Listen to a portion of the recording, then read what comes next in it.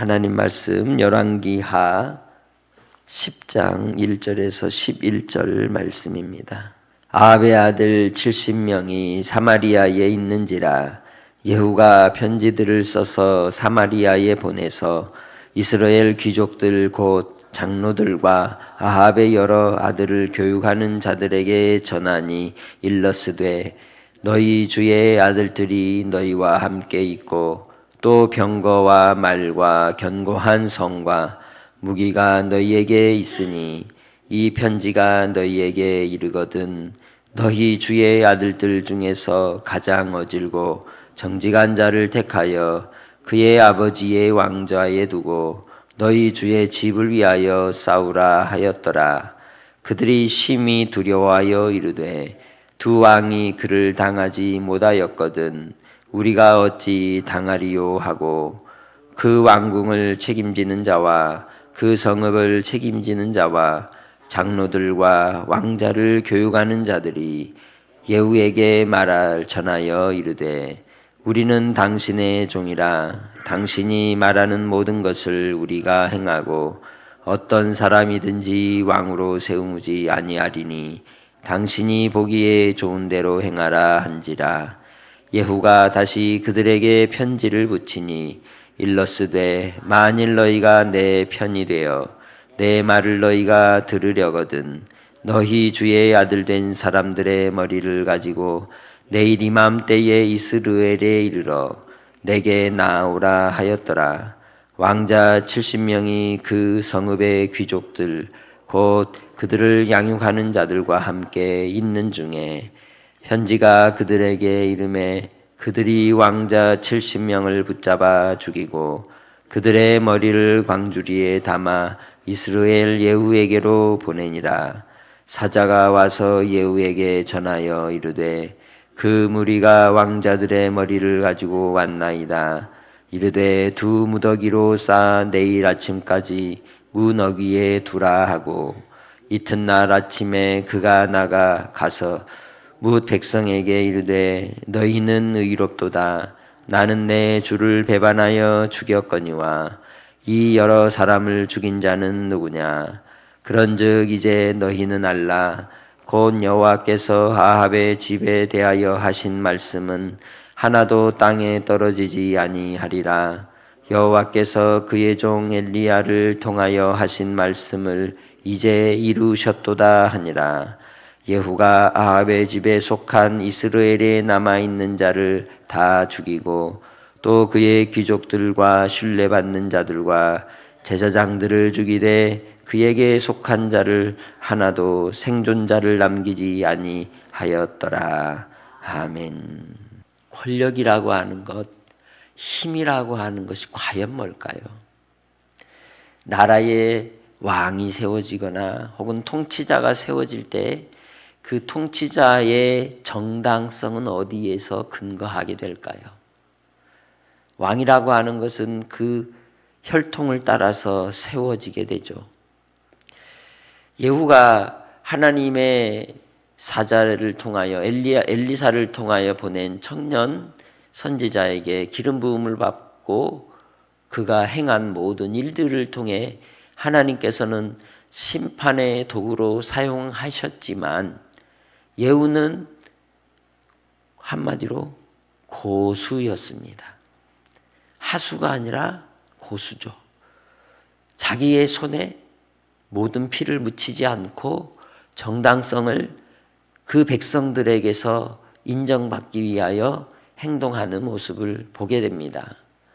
그가 가장 먼저 행한 세 사람에 대한 집행은 요람과 아하시야와 그리고 아합의 부인이었던 이세벨에 대한 그러한 이 하나님의 뜻을 따라서 이루어진 일이겠지만 그가 행한 그 일들로 세 사람이 죽게 되죠. 이세벨도 실은 자기 손으로 죽인 게 아니라 시녀들을 통하여 죽게 되었습니다. 그래서 많은 경우에 독재자들이 하는 얘기가 뭐예요? 나는 내 손에 뭘 묻히지 않았다 그래요? 피를 묻히지 않았다고 나는 착한 사람이라고 마지막에 얘기합니다. 이 예후 역시 그가 왕으로 기름 부음을 받고 행할 때에 그 이전 권력은 다 사라져야 제대로 나라다운 나라를 세우는 지도자가 세워지는 겁니다. 우리 이 예후를 통하여 하나님께서 이루고자 하시는 뜻은 무엇이었을까요? 하나님의 이상적인 나라를 세우는 일, 그가 부름을 입은 대로 주의 뜻을 집행하고 이루되, 그러나 그 뜻을 이루는 자로서 모델이 되었던 다윗 왕과 같이 북이스라엘이 하나님께로 돌아오는 그 역할을 감당해야 될 사명이 있었습니다. 그러나 그도 누구 밑에 있던 사람이었습니까? 아합 왕 밑에 있었던 신하였습니다. 그가 행한 일들을 오늘 본문을 통해서 보면 이 예후는 이제 아합의 모든 흔적들을 지우는 과정들을 통하여 하나님의 말씀도 인용하고, 그리고 신하들과 또한 왕을 보호하는 사람들을 다 이용하는 모습 속에서 그들이 더 이상 피할 길이 없게 만드는 것을 볼 수 있습니다. 1절을 통해서 아합의 아들 70명이 사마리아에 있을 때 편지를 사마리아에 있는 지도자들에게 보내어 경고를 하는 겁니다. 말은 야, 니네들이 필요한 대로 왕자들 중에 괜찮은 사람을 천거해서 그를 뭐로 세워라? 왕자를 왕으로 세우시오 라고 했지만 그 뜻은 뭐예요? 니네 그렇게 하면 끝난다 이 뜻이죠. 그래서 그들이 요람과 아하시야가 죽임을 당한 일을 본보기로 삼아 두려워함으로 그 뜻이 무엇인가 하고 깊이 고민하여서 그 뜻을 다시 이제 헤아려 다시 전하게 되는 겁니다. 우리가 그렇게 하지 않고 당신이 보기 좋은 대로 하겠습니다. 명령만 내리십시오. 꼬리를 내리게 되죠. 그 한 수에 바로 예후는 어떤 수를 둡니까? 이 아합의 아들들을 다 정리해서 그 머리를 가지고 와라. 그리고는 그 다음날 그대로 행하고 무더기를 쌓아 예후가 백성들에게 하는 말은 어떤 말이었습니까? 그것은 바로 자기는 자기의 왕을 죽인 죄인이다 이 말이죠. 역적이다 이 말이에요. 9절 말씀을 통해서 너희는 의롭도다. 나는 내 주를 배반하여 죽였거니와 이 여러 사람을 죽인 자는 누구냐? 너희는 의롭도다라고 왜 이야기하죠? 그 의미가 뭘까요? 너희는 의롭도다. 그래서 예후는 아주 머리가 아주 출중한 사람임을 알 수 있습니다. 그 사람 앞에서는 누구도 이길 수가 없는 거예요. 그 행한 모든 일들로 백성들에게 이 하나님의 뜻이 어떻게 이루어지는지를 이야기하지만 그 이면 속에서는 그가 하고자 하는 바가 어떻게 성취되는지를 볼 수 있죠. 이 일들을 자기가 하지 않았다는 거죠. 자기는 큰 죄인인데 그 죄의 모든 일들이 이루어지는 과정들을 보면 누구의 뜻이더라? 하나님 뜻이더라 얘기하는 겁니다. 왕자들이 다 죽은 이 일들을 통해서 엘리야로 예언했던 말씀이 그대로 이루어졌다는 거죠. 이스라엘이라고 하는 이 지역의 이름의 뜻은 여호와께서 씨를 뿌리셨다라는 의미를 갖고 있습니다. 실은 아합과 이세벨은 저주의 씨앗을 뿌렸습니다. 죄악과 우상 숭배와 음란을 북이스라엘에 뿌려버린 그 이스라엘의 이름처럼 그들이 뿌린 그대로를 하나님은 다시 거두시는 것이죠.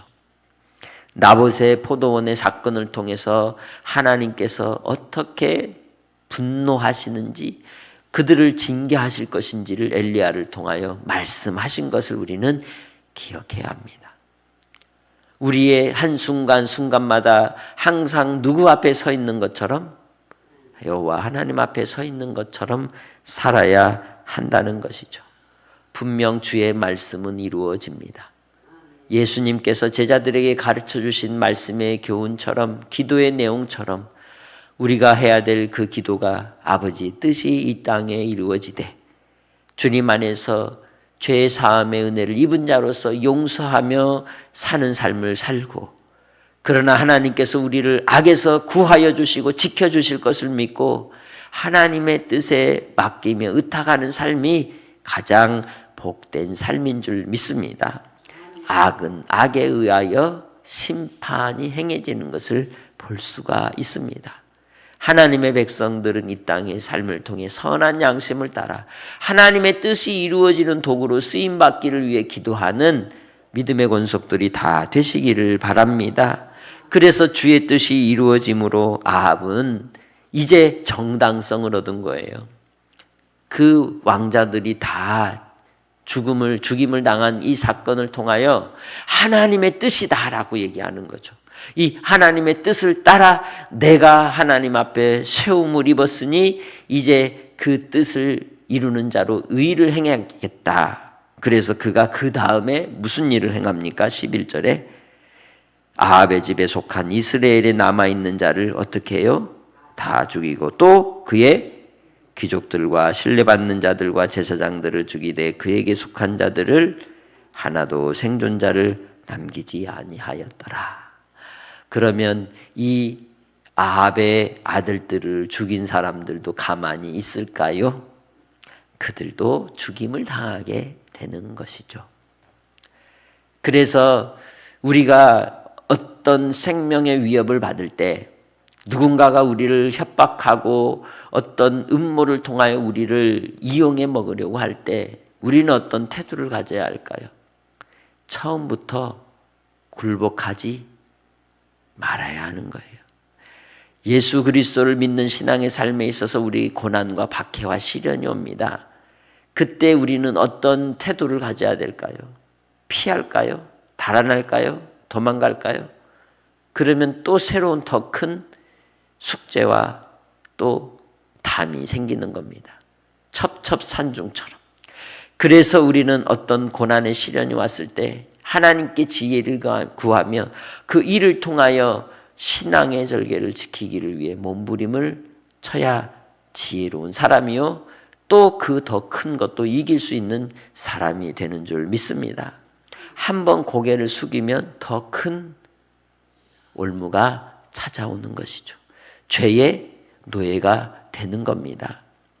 예후가 이렇게 기름 부음을 받고 왕이 되었을지라도 그가 하나님 앞에서 하나님의 뜻을 따라서 행할 때에야 바른 지도자가 될 수 있는 것이죠. 오늘 우리는 우리의 삶을 통해 순간순간마다 영적 전쟁의 삶을 살아갑니다. 하나님의 뜻을 이룰 것이냐, 세상과의 영적인 유혹 속에서 함께 휩쓸려 떠내려갈 것이냐, 주님의 편을 택하고 주님의 뜻을 구하며 나아가는 믿음의 성도들이 되시기를 바랍니다. 이 모든 일들도 결국은 하나님의 뜻이 이루어지는 과정으로 나타나는 것이죠. 분명 우리가 알아야 될 것은 무엇일까요? 의의 편을 택하는 자가 되시기 바랍니다. 주님의 진리의 편에 서서 환난이 오고 시련이 와도 의를 위하여 뭐 받는 자가 되고 박해를 받는 자가 되고 의에 줄이고 목마른 자로 차라리 있는 것이 더 낫다는 것이죠. 바울은 이를 위해 감옥에도 갇혔고 돌에 맞기도 하였고 39대의 태형을 4번이나 맞기도 하였고 동족들에게 수모를 당하고 모함을 당하고 고통을 당할지라도 무명한 자 같으나 유명한 자였고 그리고 쓰레기처럼 버려짐을 당한 것 같으나 오히려 하나님 앞에 영광을 입는 자가 되었습니다. 복음을 위해 살아가는 자로 이 땅의 인생의 삶을 통해 예수 그리스도의 안에서 중심을 잡고 흔들리지 않고 저 하나님의 나라를 향하여 예수 그리스도의 십자가의 길을 표대 삼아 끝까지 신앙의 경주 속에 승리하는 성도들이 다 되시기를 주님의 이름으로 부탁합니다. 이 땅의 권력은 그렇게 뿌리가 뽑히는 겁니다. 공중 권세 잡은 자의 세력들을 인하여 우리가 하나님을 두려워하는 자가 되고 세상에 대해서는 우리의 영혼을 어찌할 수 없는 세상에 대해서는 흔들리지 않는 믿음 속에 끝까지 나아가는 성도들이 되시기 바랍니다. 로마서 8장 35절로 39절에 하신 말씀대로 환난이나 곤고나 박해나 기근이나 적신이나 위험이나 칼이라 할지라도 그 어떤 무엇도 그리스도 예수 안에 있는 하나님의 사랑에서 우리를 끊을 수 없다는 것을 알고 끝까지 승리하는 성도들이 다 되시기를 주의 이름으로 부탁합니다. 아버지 하나님, 이 땅의 인생의 삶을 통하여 주님을 따라가기 원합니다. 주의 뜻이 우리 가운데 이루어지기 원합니다. 이 세상의 권력과 힘의 원리 속에서 끊임없이 피의 복수가 이루어지겠지만 그러나 주님 안에서 구원받은 하나님의 자녀로서 그리스도의 십자가를 바라보게 하시고 주님의 길을 따라가는 종들이 되게 하옵소서. 우리의 영혼을 붙드시고 이끄신 주님만을 의지하게 하옵소서. 감사 영광 돌리옵고 예수님의 이름으로 기도합니다. 아멘.